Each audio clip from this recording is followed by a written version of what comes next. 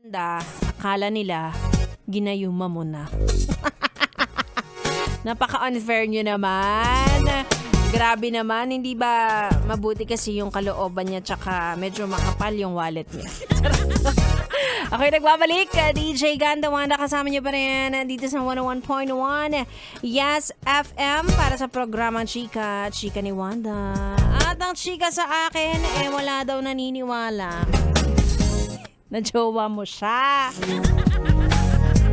Ay nako, ako sa'yo, huwag ka nagpapa-apekto sinasabi ng iba. Diba? Ang importante, ang opinyon ng jowa mo. Diba? At least, nakikita nila na sobrang ganda ng girlfriend mo.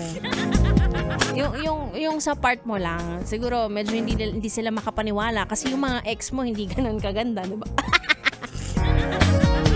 Siguro lang naman.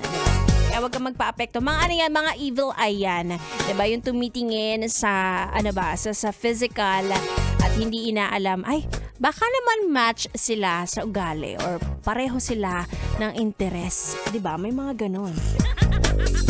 Hindi porket bagay sa Instagram, bagay na rin sa totoong buhay. Diba? Minsan nga kung sino pa yung hindi bagay physically, yung makikita mo sila, parang hindi sila bagay.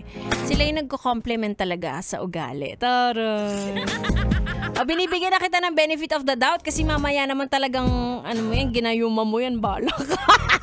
May balik yan, sinasabi ko sa'yo ha. Triple ang balik niyan. Ayan, yung mga evil eye, mga barang, mga kulam, mga gayuma-gayuma. Tigilan nyo yan, ha? Tama na. Nagana pa naman ngayon yung sa AI ngayon, yung i-edit niya yung sarili niya. Kasama yung picture ng crush niya na hindi naman artista. Tapos magpapanggap siya na jowa niya, oh. Ano rin yan? Feeling ko form din yan ng witchcraft. Anyway, eto, feeling ko kapag naging jowa ko siya, hindi nyo iisipin na ginayuma namin ang isa't isa. Kasi bagay kami. Si Biboy mga kasama ko na sa aking pagbabalik para mas maganda ang ating chikahan. Sumama ka na dahil lang hindi kasama sa usapan. Siya ang pinagchichismisan. Hala, tuloy-tuloy ang ating tugtugan. Dito lang sa 101.1 Yes FM Solid.